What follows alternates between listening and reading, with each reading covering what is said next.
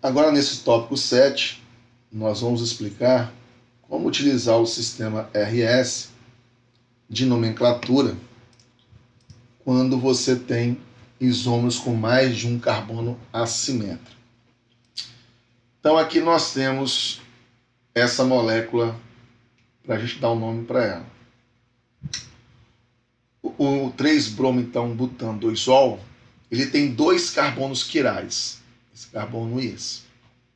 Se ele tem 2 carbonos quirais, eu posso desenhar, então, 4 estereoisômeros diferentes. Então, eu tenho que dar nome diferente para esses 4 estereoisômeros. E nós vamos utilizar o sistema RS de nomenclatura. Então, as etapas para determinar conformações R ou S devem ser aplicadas individualmente. Ou seja, você vai fazer a utilização da mesma regra que nós explicamos quando nós só tínhamos um carbono quiral. É que você vai analisar cada carbono individualmente, como se o outro não existisse. Então, vamos analisar primeiro a configuração do carbono 2, que é onde a hidroxila está ligada. Bom, você vai ter que dar prioridade aos grupos. Prioridade 1 para o oxigênio, depois prioridade 2 para esse grupo aqui, é maior do que esse CH3, né? Porque aqui empata carbono com carbono, você escolhe o outro, você escolhe o bromo, aqui você escolhe hidrogênio, então aqui ganhou. Então, maior número atômico sempre. Prioridade 1 para esse, 2 para esse, 3 para esse e 4 hidrogênio de menor prioridade lá atrás. Então você tem aqui essas prioridades. Se você passa do 1 para o 2 e gira no sentido anti-horário com um grupo de menor prioridade para trás, é porque a configuração desse carbono aqui ela é essa. Então você já descobriu que a configuração do carbono 2 é essa. Para você determinar a configuração do carbono 3, então você vai agir de maneira semelhante. Aí aqui ele está dizendo uma informação que é desnecessário fazer isso que ele está dizendo. Mesmo porque você não pode trocar os grupos aqui.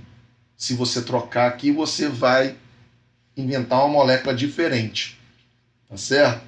Então, basta que você faça o seguinte. Aqui ele está dizendo para você trocar, porque o grupo de menor prioridade, que é o hidrogênio, ele está para frente. Não tem problema. Se o grupo de menor prioridade estiver para frente, você utiliza a regra de forma contrária. Lembrando a regra, como nós falamos anteriormente. Se o grupo de menor prioridade estiver para trás, girar no sentido horário é R e no sentido anti-horário é S. Mas se o grupo de menor prioridade estiver para frente, girar no sentido horário vai ser S e no sentido anti-horário vai ser R. Então é assim que você vai fazer aqui. Analisando esse carbono 3, vai dar prioridade. 1 para o bromo, 2 para esse carbono, 3 para esse e 4 para o hidrogênio. Então você girando do bromo para cá, você está girando no sentido anti-horário. Se você gira no sentido anti-horário, mas o grupo de menor prioridade está para frente, significa que esse carbono aqui tem que ser R. Então o nome do composto agora, completamente, que você tem que fazer assim agora daqui para frente, vai ser 2S, indicando que o carbono 2, a configuração absoluta dele é S, 3R, configuração absoluta do carbono 3 é R, coloca aí entre parênteses, 3-bromo, butano 2-ol, tá certo? Se você utiliza a projeção de Fischer, você vai usar a regra de nomenclatura de maneira similar. Vai analisar cada carbono quiral individualmente. Esse carbono quiral está aqui, prioridades para os grupos 1, 2, esse grupo todo aqui, 3 e 4. Quando você girou no sentido horário, esse carbono ele é S, porque o grupo de menor prioridade ele está para frente. Lembre que quando está na horizontal, o grupo está sendo representado para frente. Já o outro carbono aqui, você dá prioridade, 1 para o bromo, 2 para o carbono de cima, 3 para o carbono de baixo e 4 aqui. Girou no sentido anti-horário, mas o grupo de menor prioridade está para frente. No sentido anti-horário, então, vai te dar a configuração R. Então, daí o nome do composto é 2R, 3R, 3-bromo, butano, 2-ol, né? Que na verdade é o mesmo composto que foi mostrado aqui. Agora eu vou colocar um outro exemplo para vocês, que nós vimos na aula, que mostrava os isômeros com mais de um carbono assimétrico. E lá nós não falamos de nomenclatura. Então esse 3-cloro butano 2-ol, vamos supor que você vá fazer a representação dele e desenhe a estrutura dessa maneira. Olha só o que você fez. Quando você for analisar o carbono 2, quando você for dar prioridade para eles, você vai dar prioridade 1, 2 aqui, 3 aqui e 4 para o hidrogênio.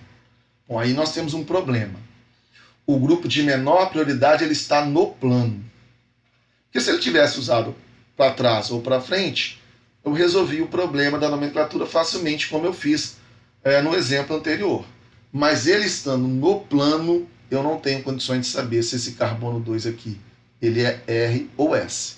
Então aqui eu vou ser obrigado a girar essas ligações aqui, para que o hidrogênio vá para trás ou para frente, certo? Então, o que eu vou fazer, e do outro lado a mesma coisa, né? Quando você for dar prioridade aqui, prioridade 1 para o cloro, 2 para esse carbono, 3 para esse, 4 para o hidrogênio novamente, o grupo de menor prioridade está no plano. Então eu vou ter que girar todos os 2 carbonos, mas eu vou fazer isso por partes. Então, olha só a minha segunda estrutura que eu desenhei. Nessa segunda estrutura aqui, o que eu fiz? Eu segurei o lado de cá, certo? Ó, não mudou nada aqui, e girei todos desse lado. Como eu expliquei anteriormente, se você segura um, os outros todos têm que mudar de posição. Então eu tirei o hidrogênio no plano e coloquei ele para trás para facilitar na nomenclatura. Consequentemente, o CH3 eu vou colocar no plano e o cloro colocar para frente. Então esses 3 grupos, todos eles têm que mudar de posição. Então agora eu consigo dizer se esse carbono, que é o número 3 aqui, ele é R ou S. Prioridade 1 para esse, 2 para esse, 3 para esse, 4 para esse. Quando você gira aqui, você gira no sentido anti-horário. Então esse carbono 3 aqui, ele é S, já que o grupo de menor prioridade está para trás. Para analisar esse carbono agora, eu também vou ter que girar, porque aqui o grupo de menor prioridade está no plano. Então, para eu girar aqui, de novo, eu seguro esse lado de cá e troco todo mundo de lugar do outro lado. Então, ó, segurei o lado de cá, ó, ficou igualzinho desse desenho aqui. E aí você gira todo mundo. Nesse caso, eu coloquei o hidrogênio para frente, a hidroxila para trás e o CH3 no plano. Então, agora eu tenho essa configuração. Ou seja, pessoal, essas 3 moléculas é a mesma molécula, porque a ligação simples ela pode girar o tempo todo, né? Eu estou fazendo esse movimento para eu conseguir indicar se isso aqui é R ou S. Já indiquei que o 3 é S. Agora eu vou indicar o carbono 2. Prioridade 1 para o oxigênio, 2 aqui, e 3 para esse CH3. 4 para o hidrogênio está para frente. Quando eu giro no sentido 1 para 2 para cá, estou girando no sentido anti-horário. Mas se o meu grupo de menor prioridade estiver para frente, significa que o sentido anti-horário vai ser o isômero, o carbono R. Então, esse composto, esse carbono é S e esse é R. Então, o nome dele é 2R, 3S, 3-cloro, butan, 2-ol. Certo? Então, presta atenção, entendam como fazer esse giro para que você não tenha dificuldade ao dar nome. Então, o que nós temos de teoria aqui também é o seguinte, que nos facilita muito para identificar os enantiômeros e os diastereoisômeros. Quando você olha a nomenclatura dos enantiômeros, a configuração R e S, em ambos os carbonos quirais, elas estão trocadas. Então, quando eu comparo o nome de 2 compostos, se as 2 configurações dos 2 carbonos estão trocadas, significa que eles são enantiômeros. Mas se apenas um dos carbonos tiver a configuração trocada e a outra configuração permanecer a mesma, nós vamos ter diastereoisômeros. Entender melhor, vamos olhar esse exemplo. Olha só, o composto, primeiro aqui 1 e o 2, eles são imagem um do outro. Você pode observar que, como se a gente fingisse que tivesse um espelho aqui na frente, essa é a imagem desse. Então eles são enantiômeros. Perceba que o nome desse é 2S, 3R, 3-bromo, butan, 2-ol. Já o nome desse é 2R, 3S, 3-bromo, butan, 2-ol. Ou seja, quando eles são enantiômeros, a configuração dos 2 carbonos é trocada. Onde ela é S no 2 passa a ser R, onde ela é R no 3 passa a ser S.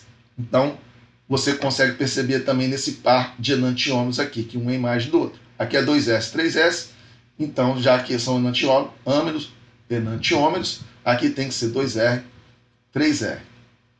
Já o 1 com 3 aqui, eles são diastereoisômeros.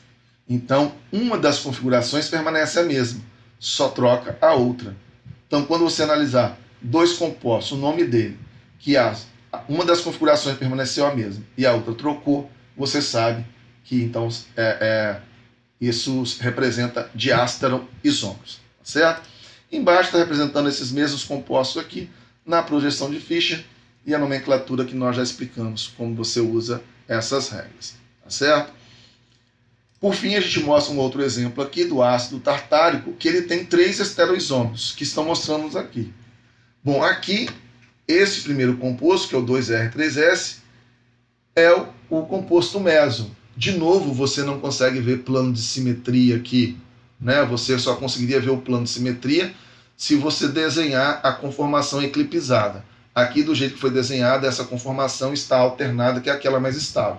Mas se você passar esse grupo para cima, esse para frente e esse para trás, você vai ver que existe um plano de simetria. Então aqui tem um composto meso, já este não é a imagem desse, né? A diferença desse composto para esse é que você trocou aqui, né, o OH com hidrogênio, colocou o OH para frente e o hidrogênio para trás aqui. Então esse composto aqui é diferente deste, e o nome dele 2R3S, 2R permanece, só trocou o 3S. Então se um deles são iguais, significa que eles são diástaro isômeros. Já o de cá é justamente a imagem desse, porque eles são enantiômeros. E aí você consegue perceber pelo nome, já que trocou essas duas configurações. Então, se os dois são trocados, é porque eles são um par de enantiômeros. Aqui nessa tabela ponto 5, mostra algumas propriedades físicas dos estereoisômeros do ácido tartárico. Aí você percebe aqui que esse enantiômero 2R, 3R, ele desvia a luz para a direita. Então, por isso que está mostrando aqui esse 11,98 por sinal positivo. E ele tem um ponto de fusão de 170 graus Celsius. E a solubilidade em água 139 gramas por 100 gramas de água.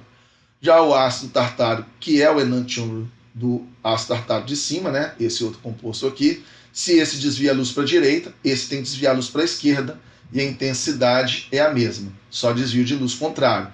As propriedades físicas deles são iguais. Já esse composto, que é o 2R3S ácido tartárico, esse é o composto meso. Ele não tem as mesmas propriedades físicas do que os dois enantiômeros em cima, porque, na verdade, esse ácido tartárico, que é o composto meso, ele é diástaro isômero em relação a esses dois compostos. Então, os diástaros isômeros eles têm propriedades físicas diferentes. No caso, por ser composto meso, ele não consegue desviar a luz, então a rotação específica está sendo zero aqui, ele tem um ponto de fusão diferente e uma solubilidade também diferente. Agora, se você tiver uma mistura desses dois enantiômeros em quantidades iguais, ou seja, o que está sendo mostrado para você aqui é uma mistura racêmica. Você tem 50% desse enantiômero e 50% desse enantiômero. De novo, a ponto de ebulição modificou, porque agora você tem uma mistura deles. Já que trata-se de uma mistura racêmica, ela não desvia a luz, porque 50% puxa para um lado e 50% puxa para o outro. Mas no caso, a solubilidade permaneceu a mesma, já que é uma mistura dos dois enantiômeros. Tá certo? Então terminamos esse tópico 8 aqui e até a próxima aula.